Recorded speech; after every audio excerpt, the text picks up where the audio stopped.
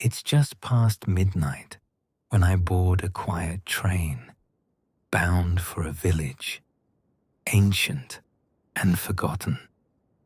The train has arrived like a whisper, a secret once spoken, quickly forgotten.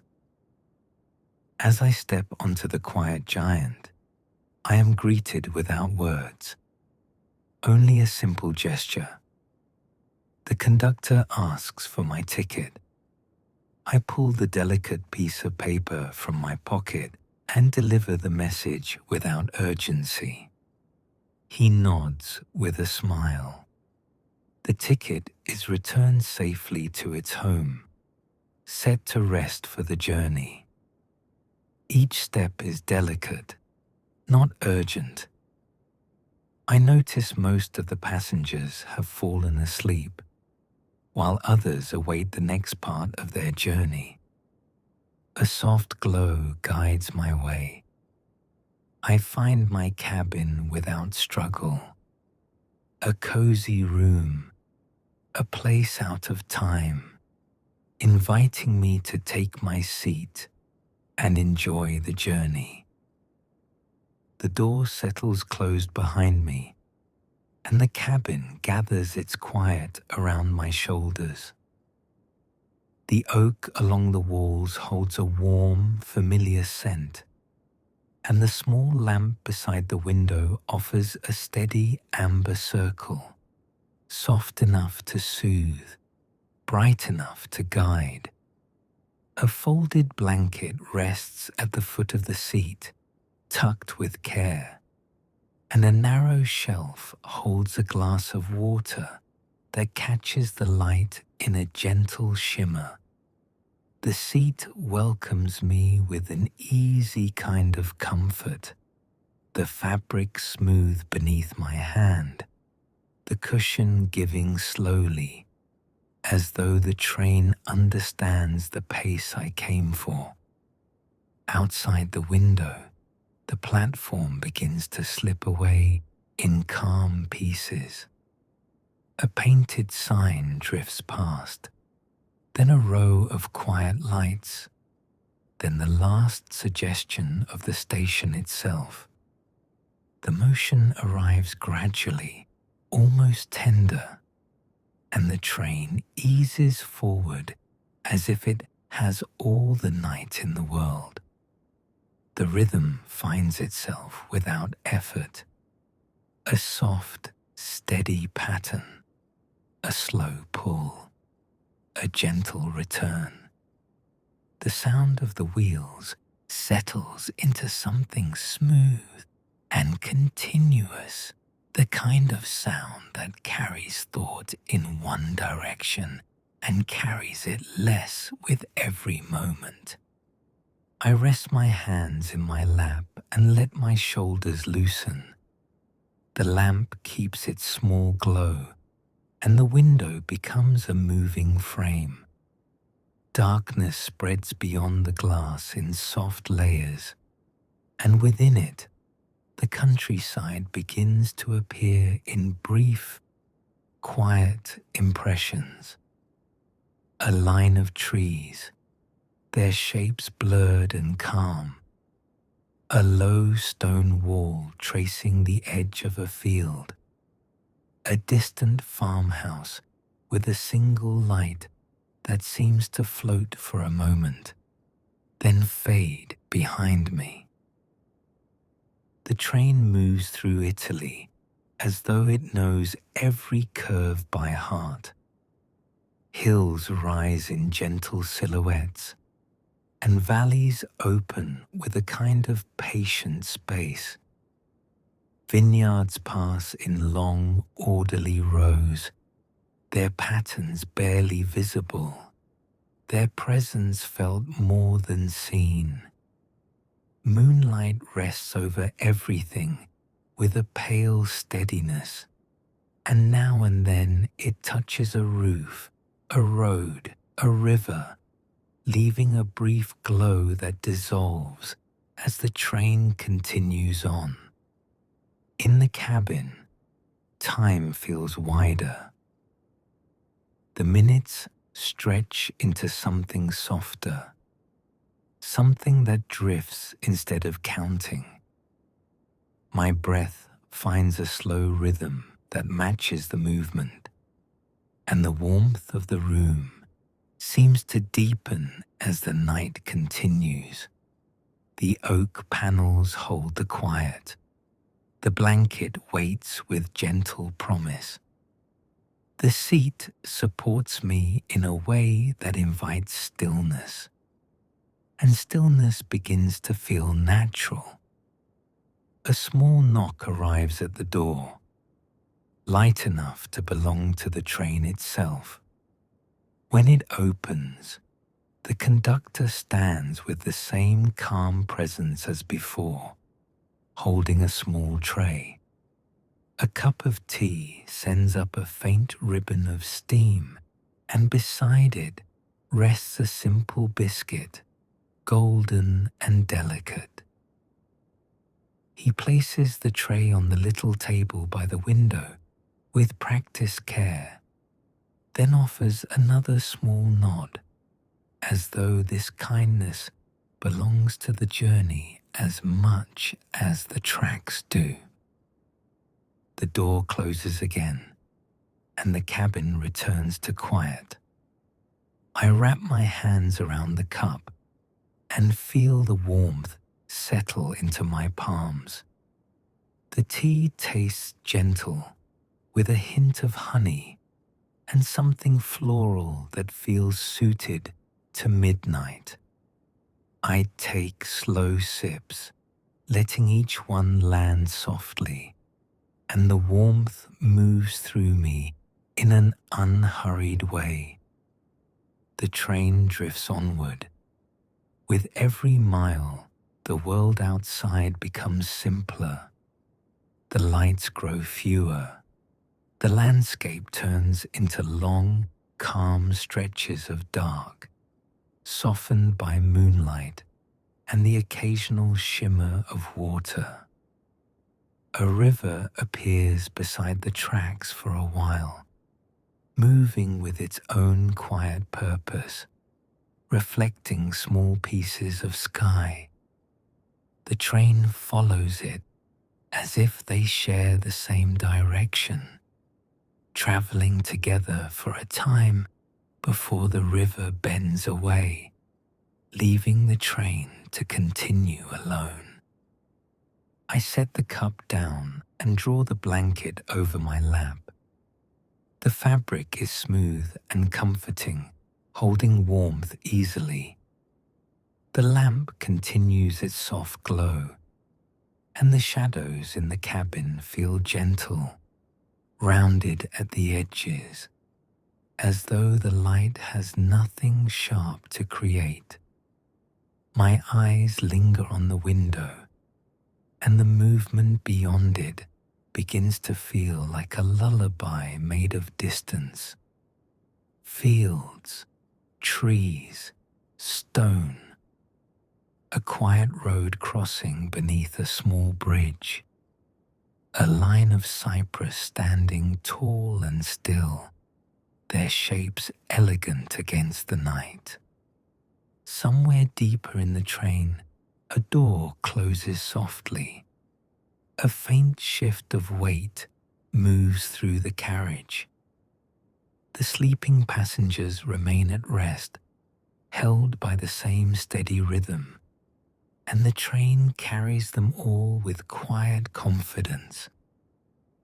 As the night continues, the air seems to change in small, pleasant ways. It grows cooler near the window, then warmer again as the cabin holds its calm. The scent of oak remains steady, joined now by a faint trace of clean linen from the blanket. The tea leaves behind a gentle sweetness on my tongue. Everything feels prepared, as if the train was built for this exact kind of journey, one that asks for very little and gives comfort in return. The first sign of the village arrives as a feeling before it arrives as a sight. The train begins to slow in a way that feels like easing into a quieter dream. The rhythm softens. The pull becomes gentler. Outside, the countryside shifts into a new kind of stillness, and the shapes that pass the window begin to carry the texture of age. Stone walls appear more often. Old paths curve between fields. A cluster of buildings rises in the distance, their roofs close together, their forms calm and settled, as though they have rested here for centuries. A light appears on a hillside, warm, steady, lantern soft, and then another. The village begins to reveal itself in a slow, respectful way. It sits tucked into the land, built from stone that looks pale under the moon, with narrow streets that wind between small houses and quiet courtyards. Even from a distance, it holds a kind of patience, a sense of time that moves gently, a sense of being known by the night. The train approaches without hurry, and the village grows clearer with every moment. A small station comes into view, modest and old-fashioned, with a simple platform and a few lanterns that cast a warm glow onto the stone. The train eases closer, the wheels quieting as they glide along the final stretch, and the air in the cabin feels especially calm, as though the journey has carried me exactly where it intended. I gather my things with the same gentle pace that brought me here. The ticket rests safely in my pocket. The blanket folds easily. The teacup sits empty now, leaving only warmth behind. I stand, feeling steady, and the cabin feels like it has done its work, offering quiet, offering comfort, carrying me closer to a place that waits with the same softness. The train settles into the station with a final gentle glide, and the doors prepare to open into the cozy, forgotten village. A place the world seems to have gently set aside. Stone paths wind between modest homes built close together, their walls worn smooth by time and weather. Lanterns hang at doorways and corners, casting a warm glow in place of electric light, each one steady and patient. Everything here sits within easy walking distance, as though the village was shaped to move at the pace of footsteps rather than wheels. The streets are empty. Windows rest dark and quiet, shutters closed, doors settled into their frames. It feels as though the village has already chosen rest for the night, leaving the worn paths and open air to me alone. Moonlight settles softly across the cobblestones, catching their uneven surfaces and turning them pale and gentle beneath my steps. The town seems to breathe slowly, holding its calm with ease. As I walk, a comforting presence begins to grow around me, the sense of having arrived somewhere that understands long journeys. From farther down the street, something warm and inviting drifts through the night air. guiding me without effort. The path curves slightly, and I follow it, moving deeper into the heart of the village, drawn toward that quiet promise of rest. The source reveals itself as an old tavern, its wooden door set low within thick stone walls. The building settled into the street as though it has always belonged there. The sign above the entrance is simple, its paint softened by years of wind and rain, its edges rounded with age. A small lantern hangs beside the door, its light spilling gently across the steps below. I step down into the tavern, the doorway opening into a space that feels removed from time.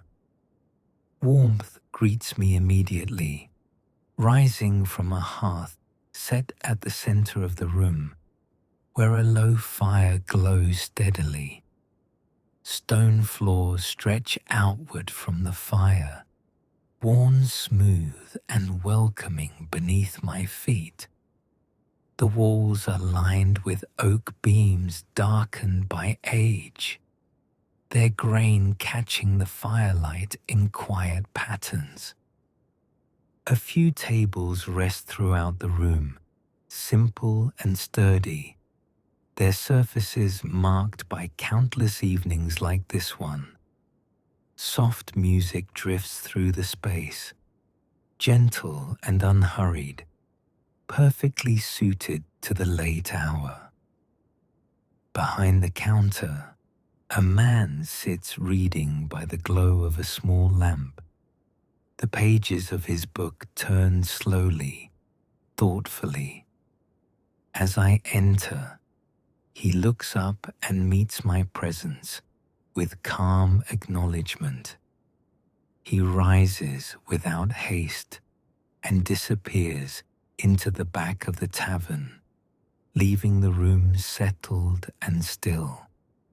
I take a seat near the hearth, the warmth reaching me easily, easing the weight from my shoulders. Moments later, he returns, carrying a bowl cradled carefully in both hands. Without words, he places it before me, along with a piece of fresh bread resting beside it. Steam rises gently from the bowl, and he offers a quiet nod before returning to his place behind the counter, the book opening once more as though it had never been closed. I sit with the warmth, the quiet, and the simple comfort of the meal, the fire steady at the center of the room, the village resting peacefully beyond the stone walls. I lift the spoon slowly, letting the warmth rise first, then take a careful taste. The soup is simple and full, the kind that settles easily, rich without asking for attention. Each sip feels grounding, as though it belongs to the place itself, shaped by the stone walls and the steady fire. The bread breaks softly in my hands, its surface warm, its center tender, and I eat at an easy pace, listening to the quiet rhythm of the room. The fire at the center of the tavern holds its glow without change, embers shifting gently, sending light across the floor in slow patterns. Shadows move along the oak beams above, stretching and resting again, never sharp, never hurried. The music continues somewhere unseen, carried by strings and low notes that drift through the air and settle comfortably into the space. It feels less like a performance and more like the tavern itself, remembering something familiar. Around me, the room remains still. A few empty chairs rest near the walls, their backs worn smooth by countless evenings. Shelves behind the counter hold bottles and jars arranged with quiet care, their glass catching small reflections of firelight. The man behind the counter turns a page in his book, the sound soft and unintrusive, then settles again, reading as though time has loosened its hold here. As the bowl empties, a pleasant warmth spreads through me, the kind that reaches deeper than the body alone. The journey feels complete in this moment, even as the night continues on outside. The village seems to hold itself in rest, and the tavern stands as its quiet heart, steady and welcoming. I lean back slightly in my chair and let my gaze wander, taking in the textures of the room. The stone walls carry subtle variations, each block shaped by a hand long ago. The floor bears the gentle marks of footsteps, worn paths that lead from door to hearth to table and back again. Everything feels intentional, shaped over time rather than designed all at once. The man behind the counter looks up once more, meeting my gaze briefly. He offers another small nod, one that carries understanding without explanation. He rises again, moves quietly to the hearth, and adjusts a log, sending a brief flutter of sparks upward before the fire settles back into its steady glow. The warmth deepens slightly, filling the room with a comforting ease. When he returns to his seat, the music shifts almost imperceptibly, easing into a slower passage that feels made for lingering. I sit with the empty bowl and the quiet company, content to let the moment stretch. Outside, the village remains still, lanterns holding their glow along the cobblestone streets, moonlight resting gently on rooftops and stone. After a while, I stand, the chair moving softly against the floor. The warmth follows me as I step away from the hearth, and the man behind the counter rises once more. He takes the bowl with a calm motion, as though this exchange has happened many times before, and sets it aside without ceremony. Another nod passes between us, simple and complete. I move toward the door, the music fading gently behind me. As I step back out into the village night, the cool air meets me easily, carrying the calm of the tavern with it. The door settles closed, the lantern beside it continuing its steady glow, and the village welcomes me once again with quiet streets and moonlit stone, ready for whatever gentle moments come next. With the meal finished, I carry the quiet warmth with me as I move toward the counter. The room holds steady, the fire calm, the music settled into a gentle current. I place my payment on the worn wood, then set a small folded paper beside it, marked with careful writing and softened edges. The man closes his book and rises, his movements unhurried, his attention complete. He studies the paper for a moment, then inclines his head and gestures toward the back, an easy motion that invites me to follow. We step outside together, the door closing softly behind us, and begin the short ascent along a narrow stair that climbs the side of the building. Stone steps curve upward, their surfaces smooth from years of use, and a lantern fixed to the wall casts a warm path of light ahead.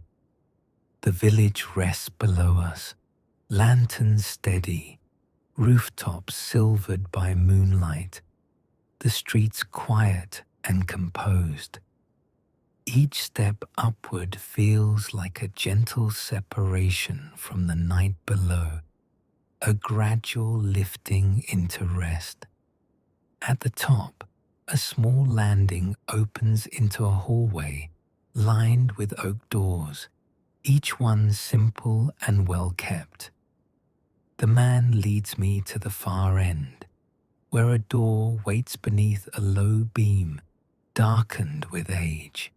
He places a key into my hand, cool and solid, its weight reassuring. The metal catches the lantern light for a moment, then settles into my palm. With a final nod, he turns and begins his descent, his footsteps fading slowly back toward the tavern below. I unlock the door and step inside. The room opens warmly around me, spacious and calm, its ceiling high enough to hold the night air comfortably. A fire already burns in the hearth, sending a steady glow across the stone floor and the wooden beams above. The windows stretch wide along one wall, offering a clear view of the entire village below.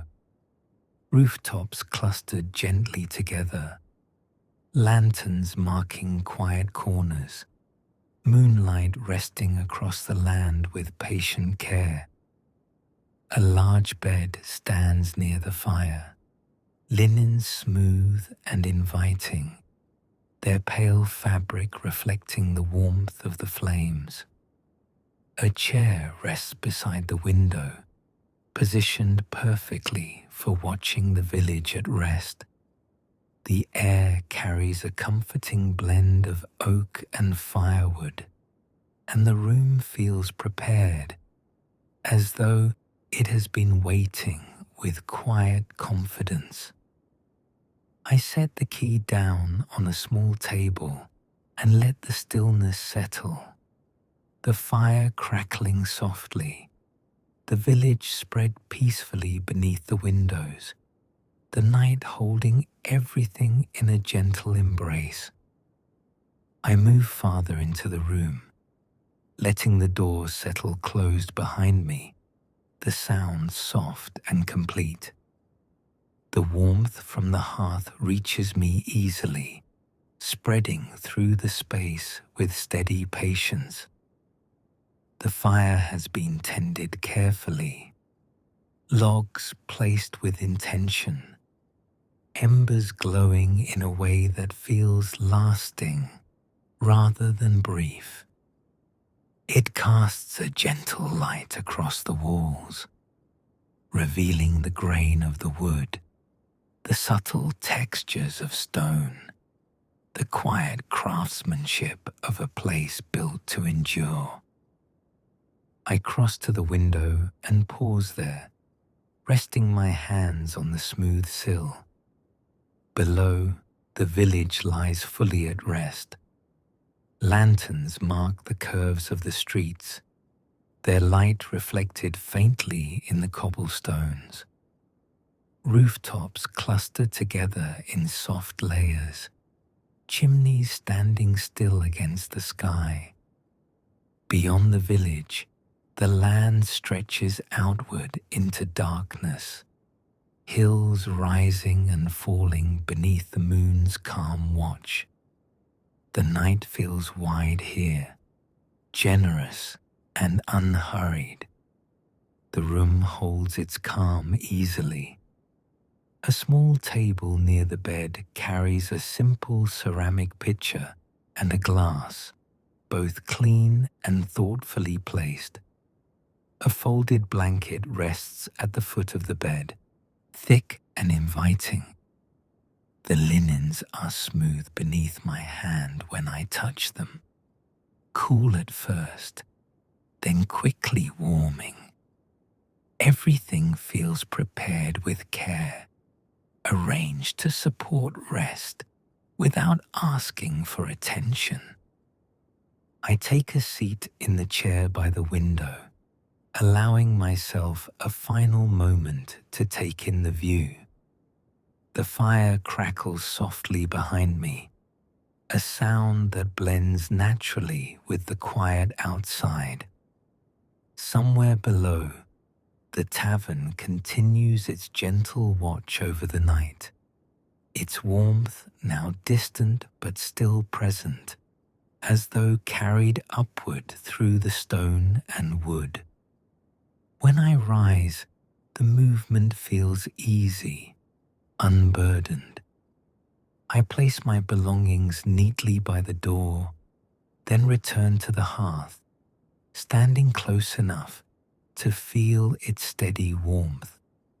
The flames shift and settle, responding quietly, their light dancing across the room in slow patterns. Time seems to widen again, stretching into something soft and accommodating. I draw the blanket across the bed and smooth it once, then again, appreciating the simple ritual. The chair remains by the window, the view unchanged, the village steady and calm. The lanterns below continue their quiet vigil, and the moonlight holds its place above. At last, I turn back toward the room, letting the fire, the stone, and the night arrange themselves around me. The key rests on the table where I placed it, catching a small glint of firelight. The room feels complete, balanced, and ready to hold the remainder of the night in gentle stillness. I ease closer to the fire one last time, letting its warmth settle fully, then turn and lower myself onto the bed. The mattress welcomes me without resistance, the linens gathering softly as I rest. From here, the room feels especially calm, the ceiling high and quiet above, the windows holding the village in their frame as if keeping watch. The glow from the hearth reaches even here, steady and reassuring, while the lanterns below continue their gentle pattern through the streets. My breathing slows, guided by the stillness around me. The village remains unchanged, patient and peaceful, the ancient stones holding the night with practiced ease. The journey, the meal, the climb through the building, all of it feels complete now, settled into memory without weight. The room carries me easily, the fire content to burn low, the moonlight content to linger. And with that, the ancient village rests beneath the window, the train far behind, and sleep arrives as naturally as the night itself.